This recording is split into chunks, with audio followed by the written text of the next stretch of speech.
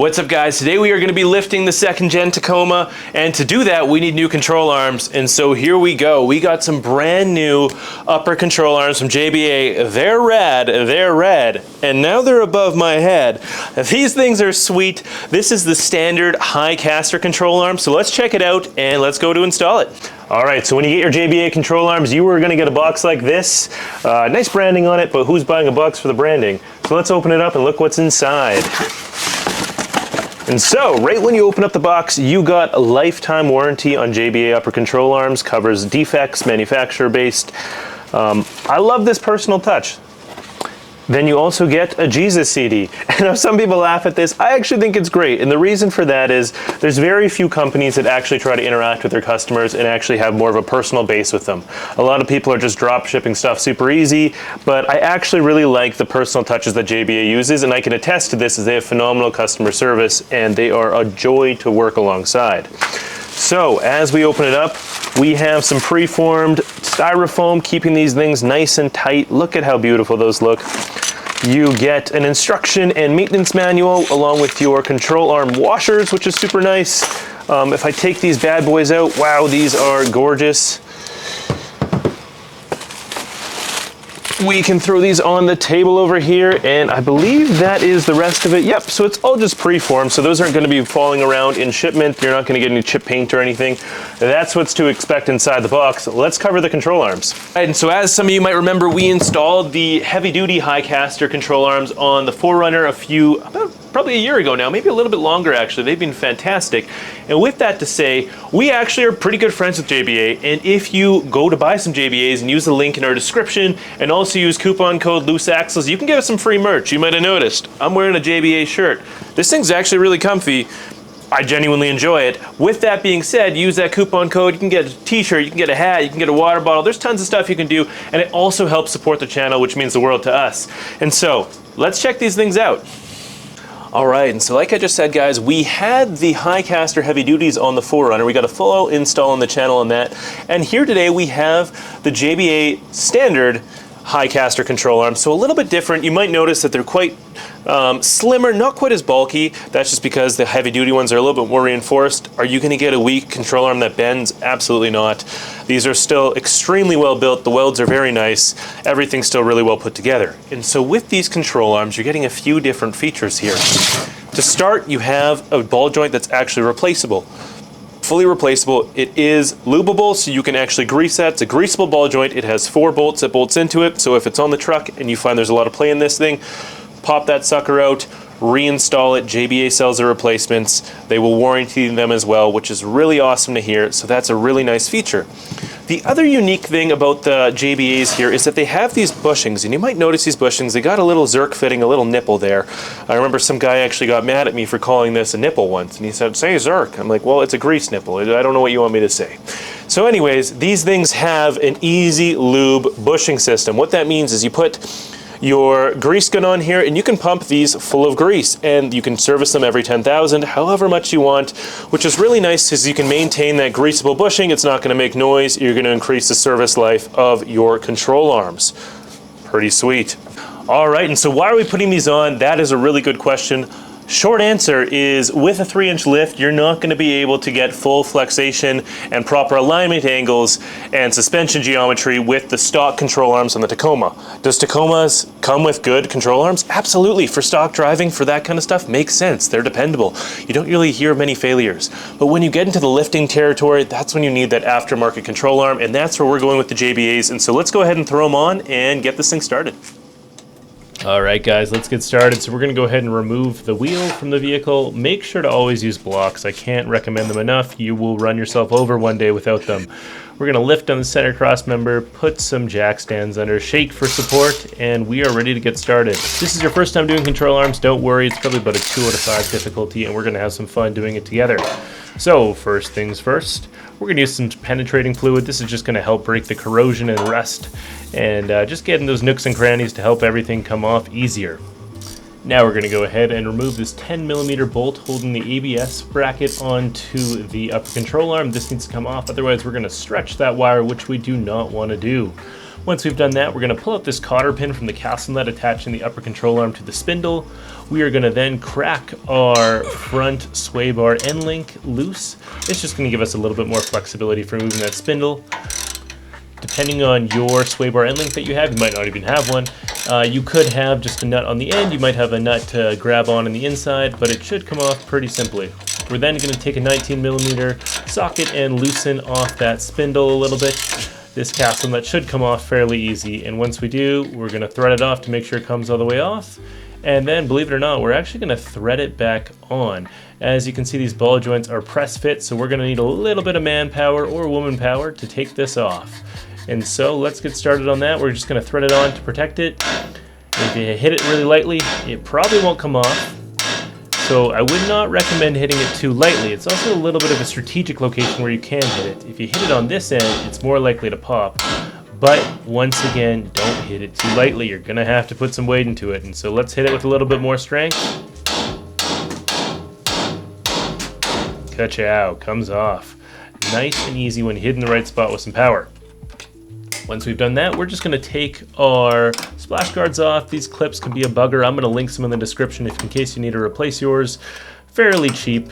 You just want to get behind them and pull them out with a tab puller like that. Flathead would work as well. Once you've done that, we are going to have that upper control arm exposed, and you're going to see this shear bolt, and this is an annoying shear bolt. We're going to put a 19 on it. You need to hold the 19 nut on the other side as well with a wrench, and we're just going to go ahead and loosen this. Important to note, you might have your bolt facing the other way. If it came from the factory, the bolt is going to be facing the front of the vehicle. If it's been replaced before, it's going to be usually facing the back as per Toyota's service manual. The problem is if you're pulling the shear bolt out from this side is you're going to get pretty much there and there's going to be some fuel lines. You can try to move the fuel lines with a pick to the side. That's a bugger. We tried for a long time, but we were noticing we were starting to notch out those fuel lines a little bit. And when it comes down to it, we did not want to notch out our fuel lines, so we actually found a really cool trick to get this out that you might have to try for yourself, but it had a really high success rate. Yep, we pulled out the grinder. Oh, but Dylan, you shouldn't have to use a grinder, just use a little strength. Yeah, it doesn't really work that way. These are going to be tough to get out. And so once we cut that sucker out, we just pulled her out like that and headed to Toyota. Usually I like going to Toyota because they have some cool cars and it's usually fun to look at stuff. However, this trip was for a $45 shear bolt. Yeah, there it is.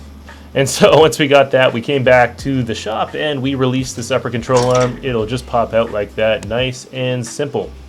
You can support the hub with a little jack stand like that if you wish, and you can just wiggle that control arm out.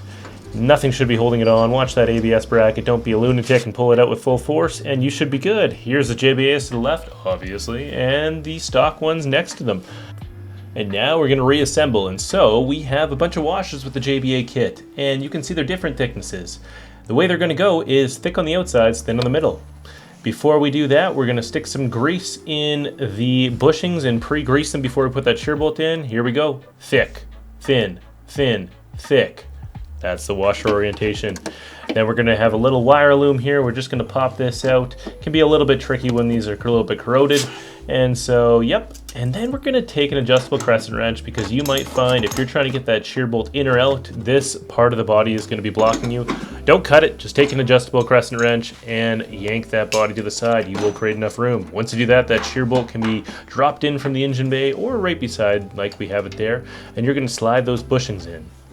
A little bit of room from the top, but you can fit it.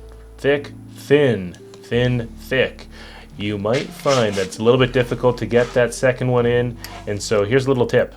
Okay, and so for these second washers that we're going to be putting in here, this is the thin one obviously, it's going to be very little clearance. So what you want to do is you actually want to pull this way, put the washer behind, and it's going to create a little gap, and then you're just going to wedge it in there. And then just give it a little knock with something. You can have some pliers. I got my adjustable crescent wrench here still. And you're just going to knock that in until it's in, and then it's going to be way easier than trying to push it in. Use leverage and use gappage to your benefit here. And then once you've used leverage and gappage, weird word Dylan, to your benefit, you can go ahead and put a little bit of Loctite on there and you can tighten up that nut. We're going to do this pretty much hand tight. We're not going to torque it till it's down on the ground. Once you've gotten that tight, we're going to put on the nut for the knuckle assembly into the upper ball joint here. Tighten that up as much as you can with your hand, and then you're going to have to grab the bottom with a 3/16, and then we have a 19mm on top, and you're just going to tighten it until it grips enough. Of course, it's a nylon lock nut, and so it might take a little bit of give. Once you're able to tighten it with just the 19, it's going to be a whole lot easier. And then once you got that tight, we're going to take a torque wrench and we're going to torque it to 60 foot-pounds. And once we do that, we are smooth sailing. Moving ahead, we got 14 foot-pounds on these upper ball joint nuts. Really easy to do, really accessible. We're going to take a paint pen, paint nearly the entire top of the ball joint. You don't have to do that. You could if you're weird. But we're going to do those just to align our torque. Same with the lower ball joint here. We're going to just make sure everything lines up. If it moves, we'll know. We're going to go ahead and reattach that ABS bracket, and then we're going to get to lubing. So for lubing, we are going to use a special kind of grease here. Once you've taken off the cap, you can stick your grease gun on, and then we are going to be using JBA recommended Mobile Grease XHP 222 special grease. You can get this off the JBA website, or you can get it off of Amazon. I will link us all in the description below. Of course, you're going to do that ball joint 4 to 5 pumps. Same with these bushings, 4 to 5 pumps, or unless you can see the ball joint push out a little bit, or you could see the grease coming out of the ends of the bushings, which you'll be able to see just a little bit as I continue here. Watch on the right side. Yep, just farts out on the sides. And so that's what we're looking for on both the sides. Once we see that, we are adequately greased. Of course, there is a front and a back bushing here, so don't forget to do both of them. Once you have, you are golden. Before you go ahead and put that wheel on, don't forget that front end link is going to be torqued to 52 foot-pounds. But once you've done that, we can go ahead and throw the wheels on. Of course, we're going to throw those wheels on and torque them. That's important. 84 foot-pounds is the Toyota spec. Torquing in a cross pattern to make sure they are nice and tight. Once we've gone ahead and done that, we are going to go back to those upper control arms, and we're going to take that shear bolt with a 19mm. We are going to torque those down to 85 foot-pounds. Might be a little bit tricky to get an angle on it. You could use an extension. You could use some sort of adjustable crescent adapter, whatever it looks like to get the torque. Remind yourself, though, every time you put an extension on or something that changes the leverage point, you're going to change your torque settings, so be cognizant of that. Do not over-torque. Try not to under-torque either. Once we've done that, we're going to just throw in a little decal here. And with this Tacoma decal officially on the control arms, we pronounce this Tacoma upper control arm install completely finished. All right, guys, we got our squatted Tacoma here with the 31s in the back, 33s up front.